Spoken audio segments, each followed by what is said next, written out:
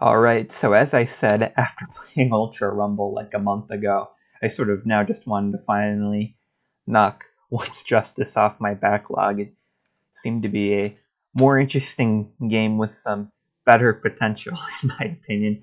Actually made by the same devs, so I guess that makes me want One's Justice 3 even more at this point. But yeah, I'll probably play as some of my favorite fighters. There's a couple of the DLC ones I haven't played as yet, but I won't worry about them right now. And I guess I'll do mirror matches, and I'll put the two unlockable characters as my sidekicks. I did lower the difficulty too. I normally left it at the default, which was 3, which was like right in between, which was actually a pretty good difficulty, honestly. Like it felt like I had enough of an advantage, yet wasn't a complete cakewalk. Like I can still have a bad match and lose, or I couldn't get too overconfident or reckless. To me, that's sort of perfect balance there. So then I figured since we're distracted and talking here, I would lower it. I originally tried 1, but then 1 was like way too easy. The com wasn't really doing anything except taking attacks. But yeah, I guess this definitely has me wanting One's Justice 3 more, even thinking about some of what was added in Ultra Rumble with just some of the character choices. Like, I'm bad with the character names in that, but I remember they added, like, the Vine Girl from the other class. Oh, I forgot that was how you triggered the one special. But, yeah, for her, Cementos. Maybe Mount Lady. I don't know how she would work if her like gimmick of just being giant would really fit, but I wouldn't mind them seeing them take a shot at it. And of course, just the other characters, like the different people from the Meta Liberation they introduced, and just other characters, general heroes and other students that are missing from even this game. So yeah, hopefully they go back to it after that Ultra Rumble, but Ultra Rumble might just be getting started. I will say the story was pretty decent. I mean, it pretty much followed the anime, and I assume the manga too, although I can't speak from experience there. But pretty one-to-one, I guess. I will say the presentation seemed a little off, like it would switch back and forth at sometimes between stills and sort of in-game pictures. Also, some of this wall, just with the gameplay, the wall stuff was kind of unexpected and kind of interesting and cool. Some of that gameplay. It'd be nice to see them sort of flex that out a little more too in the future. But yeah, sometimes when it went back and forth, it was a little jarring and weird. But that didn't happen too much, I guess. Like, I don't think it takes away that much, especially from the gameplay, in that it's obviously a separate thing. A couple things I liked about the story, though, is I liked having a reward system, and decent rewards, too. You get, like, costumes, accessories, different cosmetics and that, and it definitely serves as incentive. Like, I felt like the challenges, they sort of rotated between a few different of them, but I feel like they were all fair and kind of fun between, finishing a match so quickly, having so much health left, or, getting a super attack finish like I'm trying to do here. Little things like that were fun to do. The only complaint with that, though, is I felt like so many of the story missions came down to, like, Deku, Lemillion, Overhaul, Shigaraki was used quite a bit, Toga. I think Night Eye was too. And it's kind of expected. I mean, you're sort of playing... You're going along with a script that was already made, so it makes sense that it sort of had to go that direction, but at the same time, it just got really fatiguing. I wish there was a way around it, whether, I don't know, they just implemented more characters who were sort of around at the time of these events, or maybe they reduced them to sidekicks and let you occasionally pick a character or something. I don't know. I'm just going with some of my favorite characters to play as so far. I tend to like sword, melee, weapon fighters, which obviously we sort of get that with Overhaul and Momo. I don't really even know how to say her last name. I will say I don't remember her really using her quirk like this though too much. I remember it more just being like, oh, I'm going to try to make some like really big weapon and you have to cover me until I have it ready. Yeah. She has interesting potential, I guess, with her quirk. Just being able to produce whatever item, and this is definitely, if it wasn't already part of the interpretation, I can definitely, see why they went this direction though with the moveset. It's pretty fun. That looks like, is that like a giant fly swatter or something, I guess? I don't know. But anyway, I will say the final boss in the story mode was also pretty cool. Kind of unexpected. My complaint with that though is that the final boss just sort of went on way too long. Especially too, because I kept losing and like towards the very end of it. So it was just a very big pain in the ass. Yeah, I remember the cannons. But yeah, it was a pain in the ass to have to redo everything. And then eventually the third time they just sort of give it to you, and then it's just sort of boring and tedious. And you don't have to sort of let them give it to you, but I didn't want to have to replay everything 2 or 3 more times because I kept losing at the very last second. So I wish, I don't know, there was checkpoints, but I know the amount of health they can give you. I mean, maybe they could give you the same health you had at the checkpoint, and maybe if you lose again, then you have the option for them to give you more health at that checkpoint or something like that. I don't know. I just feel like there were better ways to do that. It was cool that there was side stories in that too, although sometimes I thought that they weren't like super noticeable. I sort of missed them. And the villain story too was good to see too. I guess it's not surprising, but it wasn't something I really thought was guaranteed, but just to see another perspective and play as another set of characters in that was fun.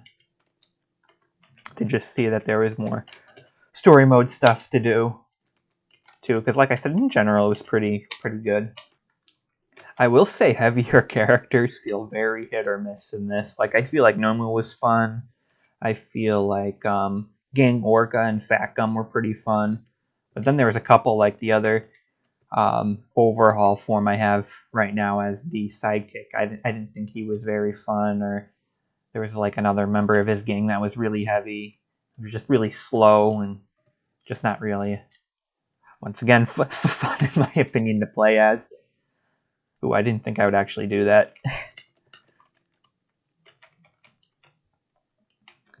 As for the other modes, though, arcade mode was pretty tough. I don't even think I cleared it once, but I can imagine that being pretty fun for those who are like, super in-depth and up for a challenge. Arcade mode, or not arcade mode, there was like a mission mode too, and I liked the concept, but I don't know, I had some issues with it. Because it's like, it sort of encourages you to just sort of pick one character and roll with it, which I sort of get. I know a lot of people pick mains and stuff, but I'm someone who likes to just rotate between different characters, and then in this mode you have to unlock a bunch of the characters with the currency, and then even when you unlock the character you have to re-level them up, meaning you might have to repeat some lower level missions and at that point it was just more trouble than it was worth. So then for the other characters I didn't play as in the story, I just started doing free battles like this, like I said, at the other difficulty. There is lots of customization too in this game. Like, it could be a little overwhelming, but I will say it is almost close to what I remember. I guess Bandai Namco did publish, but it almost, I don't know if it's necessarily extreme, but kind of similar to the latest Tekken and Soul Calibur, with the amount of customization they offered with at least their characters independently. Obviously, Soul Calibur had an entire character builder, but actually, it's kind of funny I talk about Soul Calibur. This reminds me of one of the stages from 6th, except that one was more in a grassy plain overlooking a sort of forest area, or a glassy cliffside, I should say. So the one thing I sort of did with the gameplay, especially sort of considering you're in the open 3D field as I sort of used the main attack to sort of lock onto the enemy, which worked out well in most cases. Now, sometimes, they would sort of use that against me, I guess. But yeah, it can be sort of tough to sort of land specifically in a certain area or whatever when you just have all this room in that. I will say one thing I am kind of mixed about. It's kind of good and kind of bad, is that there isn't some consistency with certain attacks like projectiles or grabs and stuff. I feel like a lot of the time the red attack is a grab, and I don't know what attack it is specifically, but the one I have next to my light attack is normally projectile, but that's not always the case, and I don't know. Sometimes I just like that level of consistency, but I can also appreciate sort of having to just learn all the different characters in that. At the same time, it could be frustrating when after you sort of learn some of them more and you're just sort of going around for fun with other characters and whatnot, and you sort of forget that sort of thing with some of them, that you might not play as much. There's some sort of weird rock, paper, scissors thing going on. Like, I think the yellow attack and red attack one might break through a shield, or not a shield, but your block, and the other might sort of break the orange or yellow would break the other one of those two. I think normally the orange breaks through, or although I don't know if that's mainly just caused by the red attack being a pretty slowish animation. If that comes down more to speed, maybe you hit the timing just right.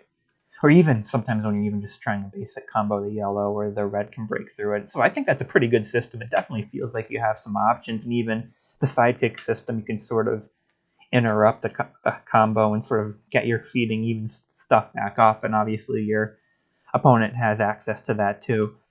I'm not super good at in-depth mechanics with fighting games in that.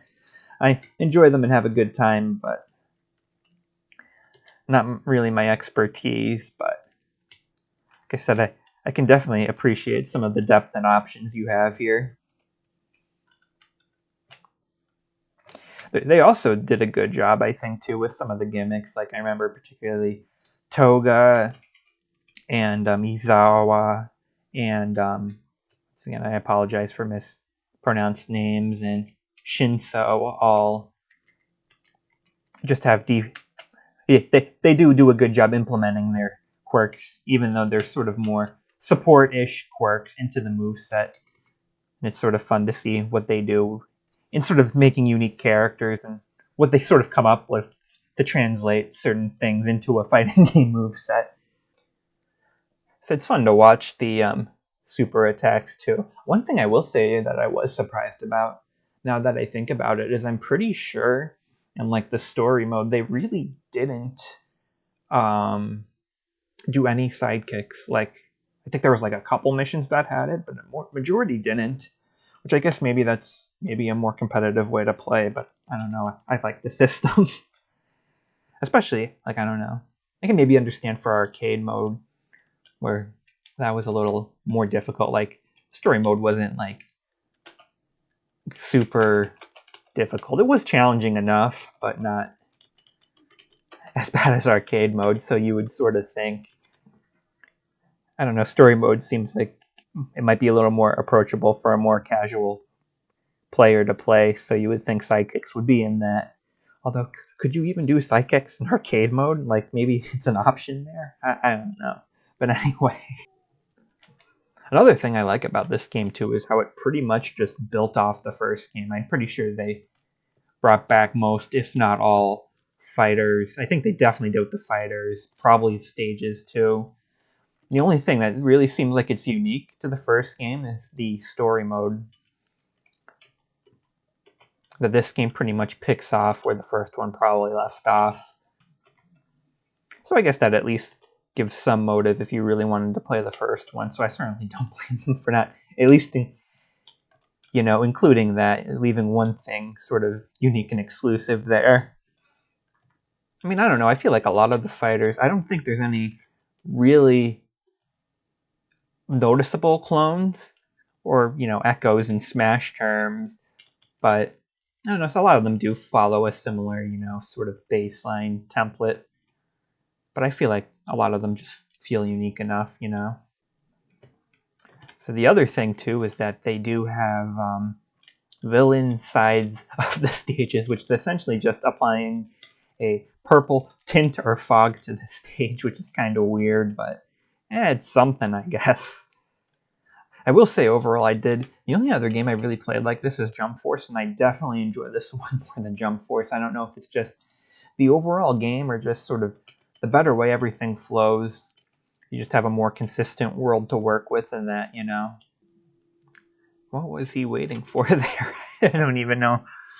Like I said, I haven't played them in a little while, so like I said, when you don't have some of the consistencies in that, you sort of forget how to do certain things when you're returning to other characters. And you also, it looks like you constantly unlock stuff too, just from doing battles. You tend to always come back with some items unlocked. Like I said, there's a shitload of items. But yeah, I guess that's all I pretty much have to say about the game. Was cool too, right there, as you saw see some of, I think it was updates and DLC, some of the costumes from like later in the series, even if we haven't gotten Once Justice 3, at least not yet.